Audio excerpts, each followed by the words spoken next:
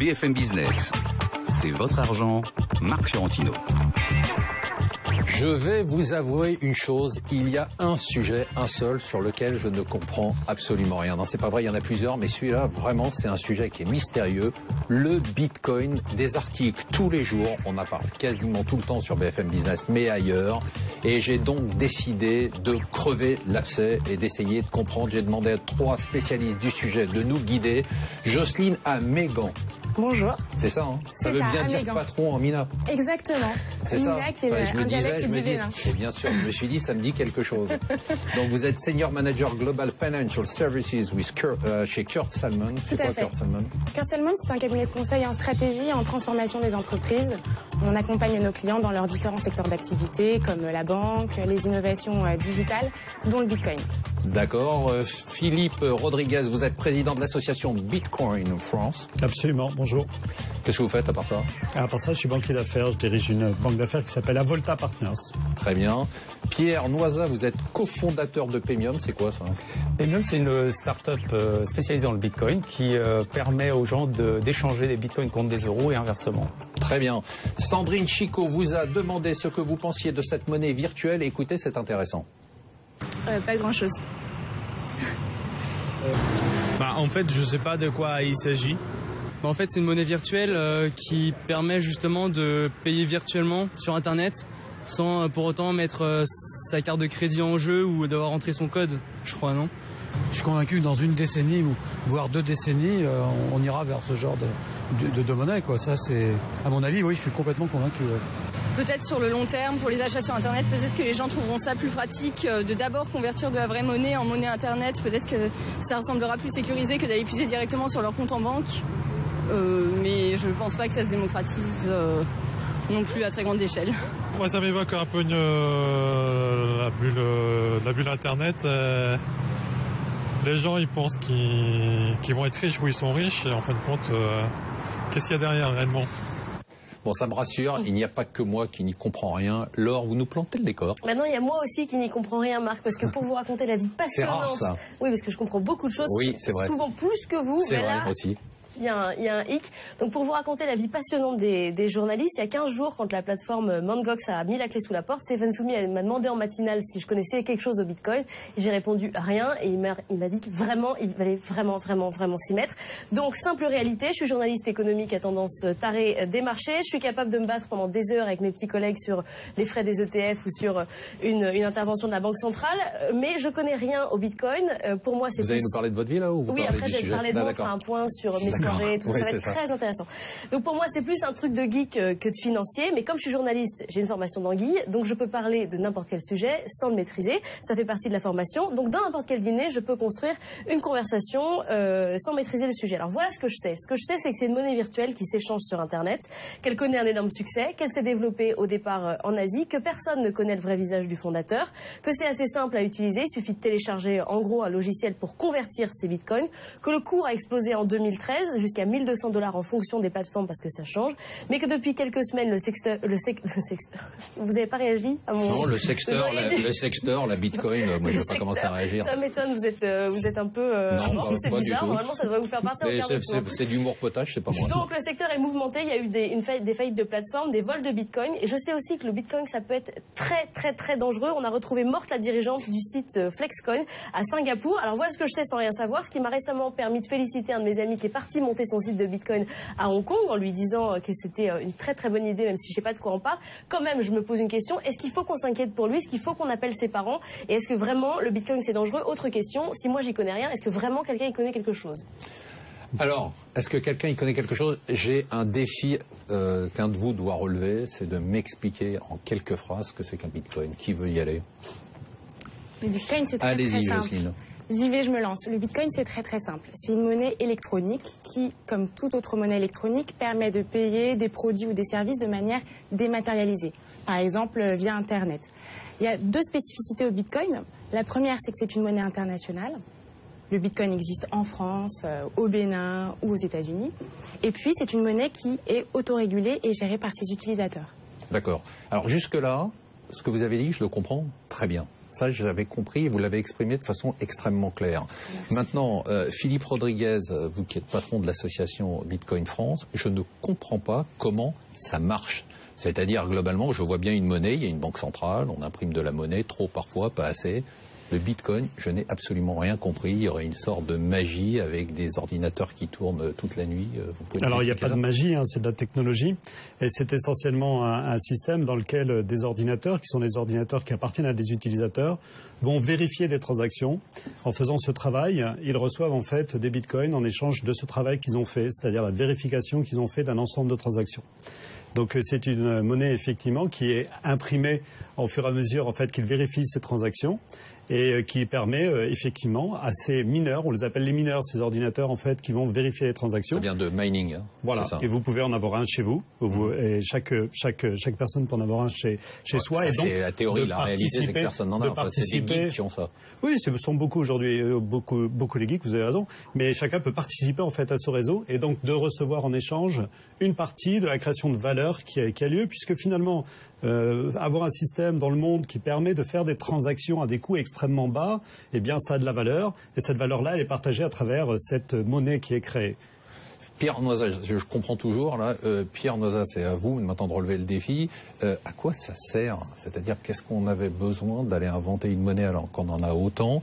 Une monnaie dont on ne connaît finalement pas grand-chose et qui n'est pas tout à fait transparente quand même. Alors, ça n'a pas été inventé en fait comme une monnaie. C'est d'abord un protocole informatique, j'ai envie de dire, comme l'email. L'email que vous utilisez tous les jours, c'est un protocole informatique qui permet à des ordinateurs de coopérer pour véhiculer votre courrier. Là, ce sont des ordinateurs, comme le disait Philippe, qui vont coopérer pour véhiculer vos transactions et les vérifier. La technologie de base de Bitcoin, c'est la signature électronique. Une des technologies de base de Bitcoin, c'est la signature électronique. Pour autant, vous utilisez la signature électronique depuis des années, Marc, à travers... Sauf que la valeur de ma signature électronique, voilà, elle passe pas de 3 à 1200. Alors, je veux simplement dire que vous ne connaissez pas forcément dans le détail comment fonctionne le mécanisme de la signature, qui pourtant existe depuis les années 80. Donc ça veut dire quoi? Ça veut dire qu'on peut utiliser une technologie nouvelle comme Bitcoin sans pour autant savoir exactement comment ça marche. Ça me fait quand même un peu peur. Alors, si vous doutez... Je m'en fous de savoir si un jour j'envoie un email et qu'il n'arrive pas parce qu'il y a un crash sur mon ordinateur, ça m'embête, mais c'est pas très grave. Si j'achète pour 100 000 € de Bitcoin et que le lendemain on me dit que j'en ai plus... Alors, il y a des moyens en fait de sécuriser vos bitcoins, je dirais même de les sauvegarder, que vous n'avez pas avec des moyens de paiement traditionnels. Donc j'ai envie de dire, si c'est bien fait, si on vous explique comment faire, vous allez trouver que c'est non seulement assez simple, mais en plus c'est sans doute plus sûr que par exemple le cash que vous avez chez vous ou d'autres outils financiers qui sont peut-être gérés différemment. Donc je pense que c'est qu'une question de, je dirais, l'ignorance nourrit la peur. Souvent vous avez dit ça fait peur. Ça fait peur parce qu'elle est très ignorante, elle a toujours très peur. Je vais être très clair. Tant que vous n'avez pas regardé dans le détail, effectivement, comment ça marche, vous pouvez avoir peur. Après, le public, il va lui-même choisir ou pas, suivant son... Quand on voit des faillites. Oui, il y a eu des faillites quand même. Oui, Voilà. mais des faillites, il y en a dans tous les secteurs. Enfin, je veux dire, non, mais là, c'est... Alors, expliquez-nous, parce que pour les gens qui nous écoutent, Jocelyne ou... Alors, expliquez-nous en 2 mots. Il y a eu quand même, d'après ce que j'ai cru comprendre, la principale bourse, on dit exchange, de place Bitcoin, de marché, place de marché, qui a fait faillite. Voilà, c'est une place de marché. Que fait une place de marché? Alors déjà, il y en a une vingtaine dans le monde. C'est pas la place de marché unique qui permet mais c'est effectivement une des plus grosses. On est dans un système dans lequel la place de marché fait essentiellement 3 métiers. Elle gère vos devises lorsque vous envoyez des devises. Elle gère vos bitcoins si vous le souhaitez, parce que vous pouvez aussi les extraire de la place de marché pour pouvoir les sécuriser, comme l'expliquait Pierre. Et la troisième chose, c'est qu'elle fait l'échange. Elle va matcher l'offre et la demande pour pouvoir coter. Mais celle-là fait faillite. Celle-là fait faillite essentiellement parce qu'elle gérait les 3 métiers en même temps, parce que la gestion simplement de la conservation des devises était faite probablement de façon un petit peu aléatoire et visiblement il y a une enquête. Quelles conséquences pour moi si j'avais été sur cette plateforme? De perdre de l'argent. Donc c'est carrément mieux. C'est très ennuyeux. Donc il y a, comme l'expliquait Pierre, des faillites qui ont lieu. On est dans un environnement dans lequel, soyons honnêtes, le Bitcoin est jeune. On est dans un environnement dans lequel le Bitcoin a grandi très très vite et dans lequel le système qui permet à chacun d'ouvrir des places de marché différentes fait qu'il peut y avoir des qualités différentes entre ces places de marché. Jocelyne Amégan, comment se fait-il qu'on ait des variations aussi importantes sur la monnaie? C'est-à-dire qu'on est passé de 3 à 1200 et on vaut, je ne sais pas combien on vaut à l'heure où on parle. Environ 450 €. D'accord, ça fait quand même... Évidemment, il y a une très très forte spéculation sur le Bitcoin, une demande qui varie en fonction du buzz qui est réalisé aussi par les journalistes, par des personnes qui commencent à prendre conscience du Bitcoin. Mais finalement, il suffit de l'intégrer. Toute innovation, et quand c'est une innovation digitale de monnaie, est incertaine. Et finalement, une fois qu'on a conscience de ce risque, rien n'empêche à un utilisateur de se plonger dans le Bitcoin. Une des solutions, par exemple, pour éviter de perdre ses Bitcoins, c'est de les loger sur son téléphone ou sur son ordinateur portable. Il y a des portefeuilles qui font très très bien ça, comme Bitcoin QT, comme Armory, et qui vous permettent finalement de ne pas les loger sur Internet. D'accord. Alors, c'est une solution. Pour les gens qui nous écoutent, oui. Qui se disent, bon, ok, d'accord, le Bitcoin, ça existe, on a compris, il faut être moderne, il faut aller avec son temps. Qu'est-ce que vous leur conseillez de faire, d'en acheter? Alors, la première chose, avant d'en acheter, c'est de s'informer.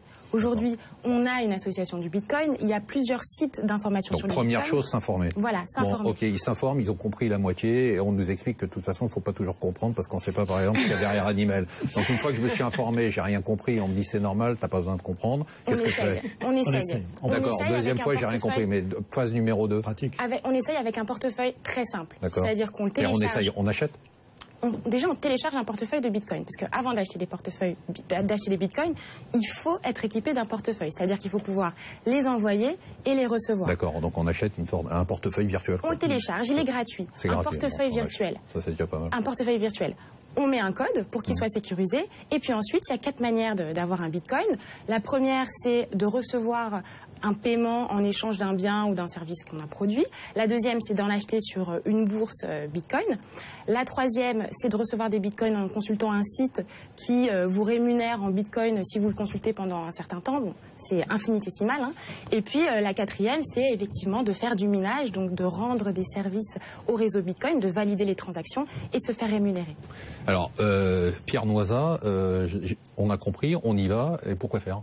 En fait, faire tout ça, pourquoi je vais m'emmerder avec tout ça? Comme vous le disiez fort justement, il faut, je pense, essayer la technologie avec un petit montant, tout simplement. D'accord, mais pourquoi faire? Essayer. Et ensuite vous allez avoir toutes sortes d'applications immédiates qui sont d'acheter sur Internet, faire des achats sur Internet avec votre smartphone, c'est-à-dire payer sans révéler votre numéro de carte bancaire, par exemple. Est-ce que c'est ça l'utilisation principale du Bitcoin? Je pense qu'à terme, il y aura beaucoup d'autres utilisations qui vont au-delà du simple paiement en ligne. Il y a des idées très intéressantes de contrats qu'on peut effectuer avec la technologie Bitcoin. C'est-à-dire qu'en gros, vous allez avoir deux entités qui vont conclure des contrats entre eux et créer une transaction Bitcoin qui va exécuter ce contrat. Un exemple, c'est le financement participatif. Aujourd'hui, vous avez des mécaniques assez compliquées pour le financement participatif.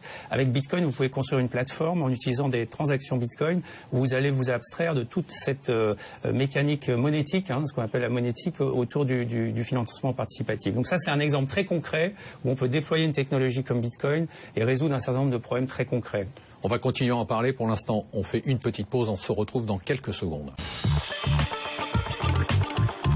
BFM Business, c'est votre argent, Marc Fiorentino. Et le sujet est tellement passionnant, vraiment, qu'on va continuer à en parler. On va peut-être sauter. Je ne sais pas si on aura le temps de répondre à vos questions. Vous nous en excuserez. On va essayer plutôt de se concentrer sur ce Bitcoin. Je commence à y voir un tout petit peu plus clair, mais c'est pas gagné encore. Donc, je rappelle, Philippe Rodriguez, que vous êtes président de l'association Bitcoin France. Donc, ce Bitcoin, on a compris, on va l'utiliser pour payer, nous disait Pierre Noisa, cofondateur de Paymium, pour payer sur Internet, mais pas seulement. Moi, j'ai envie de vous dire, de façon pratique, est-ce que vous dites aux gens qui nous écoutent, il faut y aller maintenant. C'est-à-dire que ratez pas cette occasion. C'est comme si on était passé de la vapeur à l'industrie. Donc, est-ce qu'on y est? On dit aux entrepreneurs d'y aller maintenant, parce que c'est maintenant qu'on va construire en fait les technologies qui vont nous permettre peut-être d'avoir des acteurs importants dans ce domaine dans le futur. Le Bitcoin est là, il est inventé, ça va être très difficile de le désinventer. Donc à partir de ce point-là, je crois qu'il est intéressant que les entreprises qui sont en train de fonder de nouveaux projets, eh bien, ça vous dites pour les entrepreneurs. Moi, j'ai envie de dire Monsieur Tout le Monde, Laure par exemple. Monsieur Tout le Monde, Monsieur Tout le Monde, on conseille effectivement à chaque particulier d'essayer de mettre en place en fait simplement, comment l'expliquer, son petit portefeuille, d'échanger peut-être entre nous un petit peu d'argent. Je vais vous envoyer quelques Bitcoins cet après-midi. Mais on a On a une capacité ici qui est intéressante aussi pour pouvoir peut-être faire des choses très simples, comme du transfert, par exemple, de monnaie. Vous savez que combien coûte en fait le transfert de monnaie pour beaucoup de gens qui sont dans notre pays, qui l'envoient dans d'autres pays. Ça ne coûte rien là du coup avec les bitcoins. Ça coûte quelques cents, qui sont d'ailleurs facultatifs.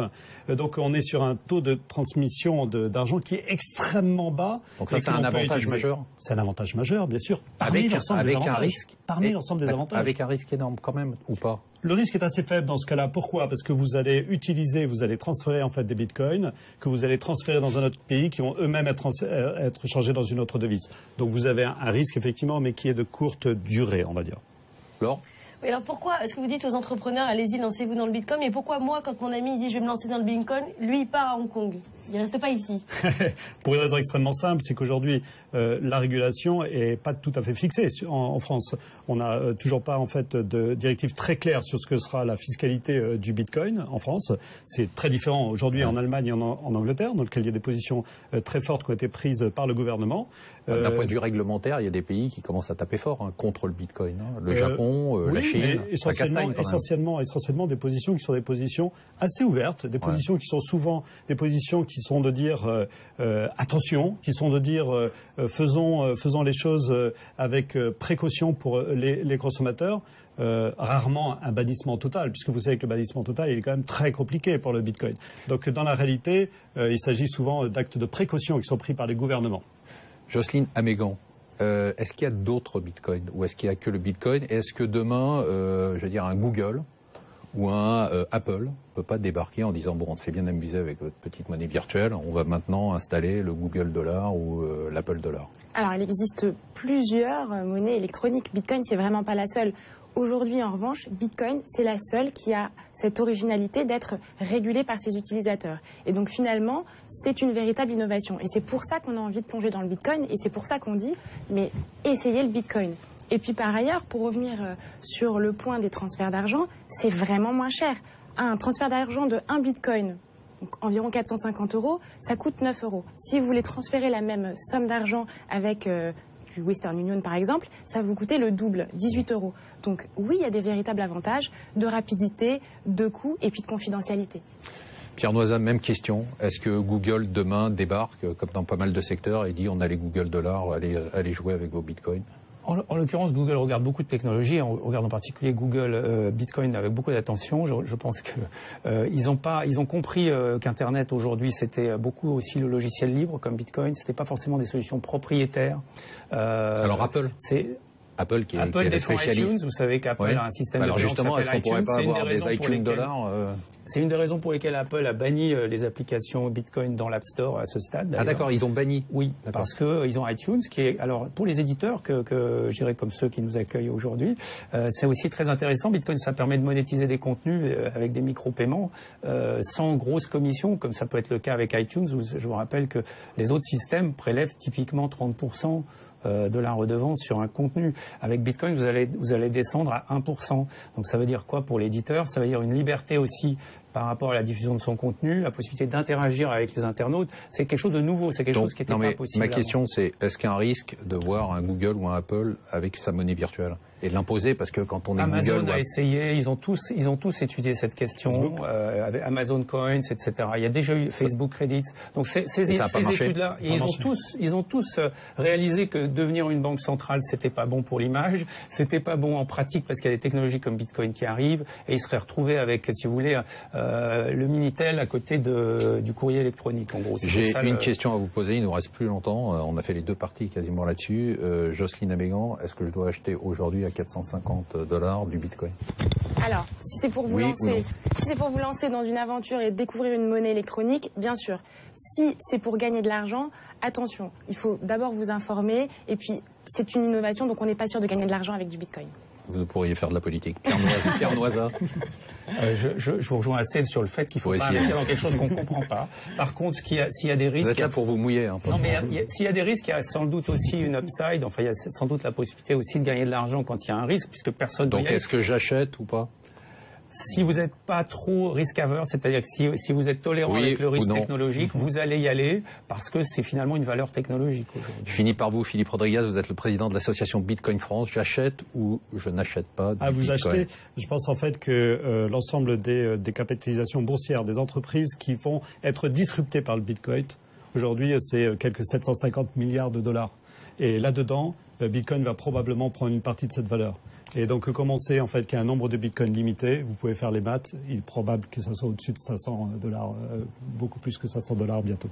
On vous fera revenir si c'est plus haut, mais on vous fera revenir aussi si c'est plus bas, les trois. Vous aurez pas plus que vous pouvez perdre. Ah oui, d'accord. Vous aurez à en répondre. Merci à tous d'être venus, c'était passionnant. Nous, on se retrouve la semaine prochaine. Laure, à bientôt. Marc, à la semaine prochaine. Et bon week-end et restez sur BFM Business.